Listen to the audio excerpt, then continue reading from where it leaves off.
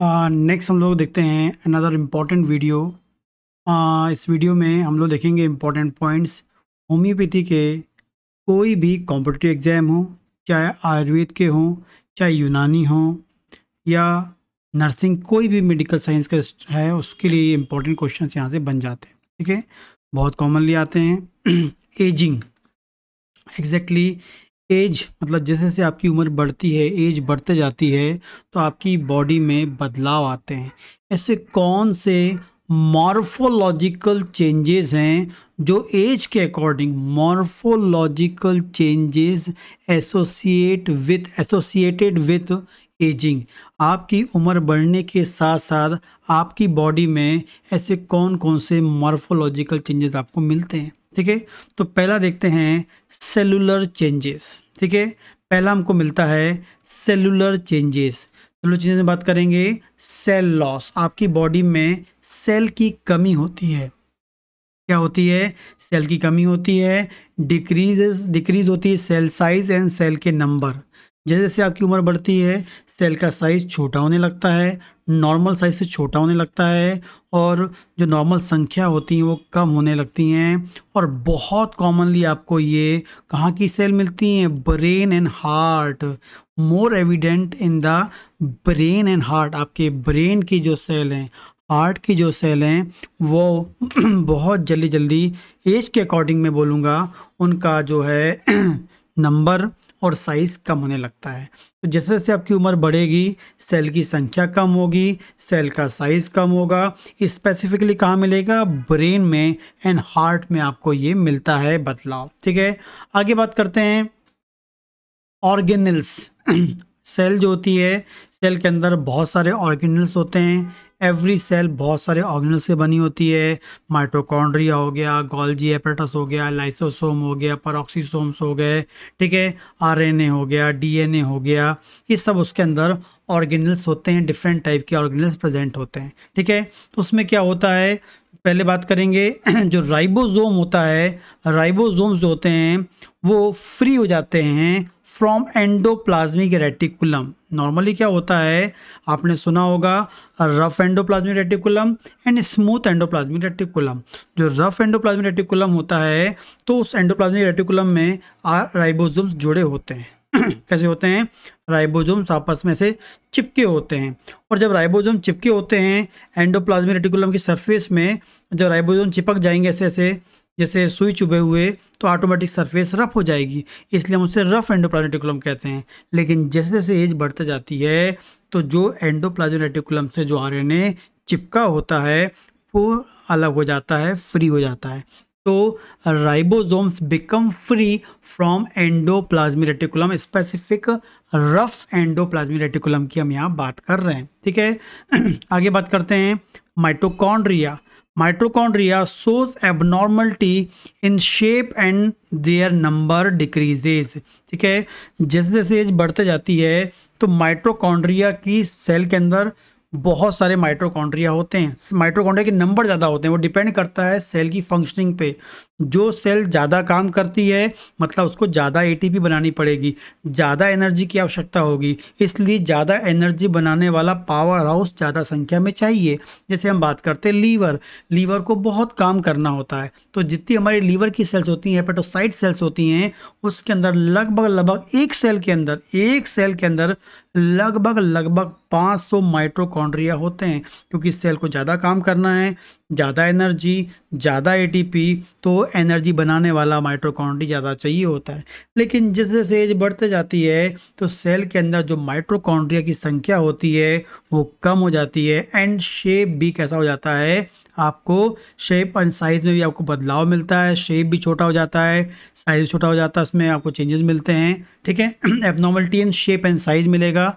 Shape और size में आपको एबनॉर्मलिटी मिलेगी। एंड नंबर्स हमें कैसे मिलेंगे? कम हो जाते हैं, आपको याद रखना है। आगे बात करते हैं इंक्रीज नंबर ऑफ फेगोलाइसोसोम्स वैक्यूल्स। दो चीज़ कम हो गई, मतलब पहले सर राइबोसोम्स फ्री हो गए, माइटोकॉन्ड्रिया कम हो गए, लेकिन संख्या किसकी बढ़ रही है? फेगोलाइसोसोम्स वैक्यूल। फेगोलाइसोसोम वैक्यूल्स की संख्या बढ़ने लगती है। एंड आगे बात करेंगे, increase the rate of organelles break down in aged lead cell to deposition of lipofuscin in cells के अंदर। क्या होता है, जैसे जैसे एज बढ़ती है तो जो सेल के अंदर के ऑर्गेनल्स होते हैं, जैसे माइटोकॉन्ड्रिया हो गया, गोल्जी एपरेटस हो गया, राइबोसोम हो गया, एंडोप्लाज्मिक रेटिकुलम हो गया, जितने ऑर्गेनल्स हैं वो टूटने लगते हैं और टूटने के बाद वो डिपॉजिट हो जाते हैं ऑफ लाइपोफ्यूसिन, लाइपोफ्यूसिन में डिपॉजिट हो जाते हैं। फिर से बोल रहा हूँ मैं, एज बढ़ेगी, ऑर्गेनल्स का ब्रेक डाउन होना भी बढ़ेगा, टूटना बढ़ेगा, और जो फाइनली सेल के अंदर डिपॉजिट होते हैं किस रूप में, लाइपोफ्यूसिन के रूप में। ये आपको याद रखना है, ठीक है। आगे बात करते हैं, आपके सेल के अंदर होता है एक और इम्पॉर्टेंट चीज़ होता है डीएनए। आपको डीएनए एब्नॉर्मलिटी मिलती है, defect in DNA repair, DNA abnormality मिलती है लेकिन एग्जैक्टली रिपेयर, एक्चुअली में क्या होता है, आपका डीएनए टूटता है, ठीक है, जेनेटिक मटेरियल ब्रेक डाउन होता है, ख़राब होता है। जब हेल्दी सेल होती हैं या यंग सेल्स होती हैं, यंग एज में सेल के अंदर का जो डीएनए वो रिपेयर होते जाता है, क्योंकि प्रॉपर प्रोटीन सिंथेसिस होता रहता है। लेकिन जैसे जैसे एज बढ़ती है प्रोटीन सिंथेसिस कम हो जाता है, एंड जो डीएनए की जो रिपेयर होने की जो प्रोसेस है वो डिफेक्ट हो जाती है, डीएनए रिपेयर नहीं हो पाता है, एबनॉर्मलिटी मिलती है। इसी कारण से आपने देखा होगा कि ओल्ड एज में कैंसर मिलता है, क्योंकि डीएनए रिपेयर नहीं होगा तो उसमें म्यूटेशन हो जाएगा, एंड म्यूटेशन हो जाएगा तो फाइनली आपको पता है कैंसर होने की संभावना होती है, एबनॉर्मल नई सेल्स बनने लगेंगी, ठीक है। तो इस प्रकार सेल में क्या होता है, सेल की संख्या में कमी हो रही है, ब्रेन हार्ट की हमने बात करी, सेल के अंदर के जो ऑर्गेनल्स हैं उसकी हमने बात करी, एंड जो उसमें डीएनए होता है उसमें डीएनए रिपेयर डिफेक्ट आपको मिलता है। तो फर्स्ट हमको एज के अकॉर्डिंग, हर एज में, मेरी जब एज ओल्ड होगी, जब मैं ओल्ड एज का हूँगा तो मुझमें भी ये बदलाव मिलेंगे, ठीक है। आगे हम देखते हैं एजिंग में जो अगले चेंजेस हमको मिलेगा, क्या मिलेगा, connective tissue changes. Connective tissue changes हमको मिलता है, जैसे हमने बात की इससे पहले बात की है कि सेल में क्या चेंजेस मिल रहा है। अब वाला देखेंगे हम लोग, कनेक्टिव टिश्यू चेंजेस देखेंगे। तो जो कनेक्टिव टिश्यू चेंजेस है इसमें हम लोग पहले देखते हैं इलास्टिक टिश्यू चेंजेस। क्या देखेंगे, इलास्टिक टिश्यू चेंजेस हम देखते हैं। जो इलास्टिक टिश्यू चेंजेस जो है इसमें हमको मिलता है लॉस ऑफ इलास्टिसिटी एंड विंकलिंग, मतलब LOSS, एक्चुअली में स्पेलिंग वो आपको मिस्टेक दिख रही है। तो लॉस ऑफ इलास्टिसिटी एंड विंकलिंग, जो इलास्टिक का जो एक इलास्टिक है ना, फ्लेक्चुअल, जो अपने आप को चेंज करने वाला, उसमें जो फ्लेक्सिबिलिटी होती है वो उसकी ख़त्म हो जाती है। तो इलास्टिसिटी एंड विंकलिंग क्या होता है, इलास्टिसिटी एंड विंकलिंग ऑफ स्किन कैसी हो जाती है, वो लॉस हो जाती है। एंड सिस्टोलिक प्रेशर में हमको बदलाव मिलता है due to loss of elasticity in lungs, ठीक है, due to loss of elasticity of lungs जो है वो हमको मिलता है सिस्टोलिक प्रेशर में, ठीक है, या ये हम बोलेंगे। एंड सेकंड क्या बोलते हैं, जो ब्लड प्रेशर में जो डायस्टोलिक प्रेशर होता है वो भी आपको चेंज मिलता है, जो ब्लड वेसल्स में जो अकॉर्डिंग टू प्रेशर को मेंटेन करने के लिए जो ब्लड वेसल्स डायलेट होती है, फिर कैसी हो जाती है, वो ऑटोमेटिक नॉर्मल साइज में जाती है, डायमीटर को बढ़ा लेती है और कम कर लेती है। ड्यू टू वॉल इलास्टिसिटी वो भी लॉस हो जाती है, due to atherosclerosis, due to deposition of fat. जिस कारण से ओल्ड एज में आप जाते हो तो ब्लड प्रेशर आपको मिलता है, वो इसलिए मिलता है क्योंकि ब्लड वेसल्स की इलास्टिसिटी कम हो जाती है, एंड सिस्टोलिक प्रेशर जो चेंज हो रहा है due to loss of elasticity in lungs आपको मिलेगा, ठीक है। तो कुल मिला के कहानी है कि एज बढ़ेगी तो इलास्टिसिटी आपकी कैसी हो जाएगी, लॉस हो जाएगी। आगे बात करेंगे ग्राउंड सब्सटेंस जिनकी बात करेंगे, तो कैटरैक्ट आपको मिलता है आई में, ओल्ड एज में आपको मिलता है कैटरैक्ट। तो ग्राउंड सब्सटेंस चेंजेस आपको मिलेगा, तो उसमें आपको क्या मिलेगा, आपको मिलेगा कैटरैक्ट मिलेगा। एंड कॉर्टिलेज चेंजेस आपको मिलेंगे एंड बोन में, तो हम बात करेंगे ओल्ड एज में तो ऑस्टियो आर्थराइटिस है, ऑस्टियोपोरोसिस है, एंड काइफोसिस है, ठीक है। काइफोसिस मतलब कुबड़पन निकल जाना, ऑस्टियो मतलब हड्डियों में छेद हो जाना, ऑस्टियोआर्थराइटिस मतलब हड्डियों में इन्फ्लेमेशन हो जाना। ये आपको मिलता है एज के अकॉर्डिंग, कॉर्टिलेज में बदलाव मिलता है, बोन में बदलाव मिलने के कारण ऑस्टियोआर्थराइटिस हो जाता है, ऑस्टियोपोरोसिस हो जाता है, और काइफोसिस आपको मिल सकता है, ठीक है। ये चेंजेस मिलते हैं आपको। अगली हम बात करते हैं changes in immunity.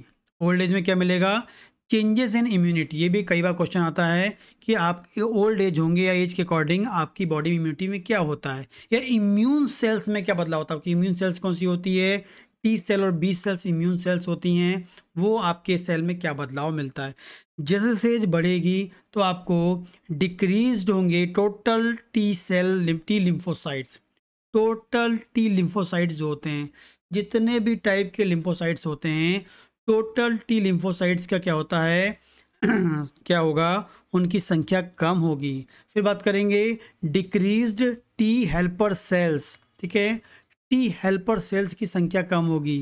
Decreased B cell and plasma cells, ठीक है, B cells and plasma cells दोनों एक ही हैं। जब एंटीबॉडी बनाएंगी तो हम उसे बोलेंगे बी सेल, और जब जब एंटीबॉडी नहीं बनाएंगी बी सेल, मतलब जो सेल एंटीबॉडी नहीं बनाए उसको बी सेल बोल देंगे। वही बी सेल यदि एंटीबॉडी बनाने लगती है तो उसे प्लाज्मा सेल्स बोलते हैं, ठीक है।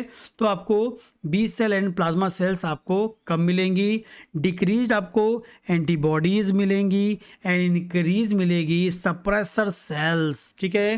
तो टोटल टी लिम्फोसाइट की संख्या कम हो जाएगी, टी हेल्पर सेल की संख्या कम हो जाएगी, बी सेल और प्लाज्मा सेल की संख्या कम हो जाएगी, एंटीबॉडीज़ की संख्या कम हो जाएगी, क्योंकि बी सेल नहीं होगी, प्लाज्मा सेल नहीं होंगे तो प्लाज्मा सेल नहीं बनेंगी तो एंटीबॉडीज़ नहीं बनेगी, एंड इंक्रीज़ हो जाएगी कि आपकी सप्रेसर सेल्स आपको इंक्रीज़ मिलती हैं। तो इस प्रकार से आपको याद रखना है, ये आपके चेंजेस मिलती हैं इम्यूनिटी में। तो जैसे जैसे एज बढ़ती है तो सेल में क्या बदलाव आ रहा है, टिश्यूज़ में क्या बदलाव आ रहा है, इम्यून सेल में इम्यूनिटी में क्या बदलाव आ रहा है, ये क्वेश्चंस आपके एग्जाम में आते हैं। इंपॉर्टेंटली याद रखना है, ये आपको फिजियोलॉजी में आ जाता है, पैथोलॉजी में आ जाता है, प्रैक्टिस ऑफ मेडिसिन में आ सकता है, क्लिनिकल आपको आ सकता है, ये आपको कम्युनिटी मेडिसिन में आ सकता है।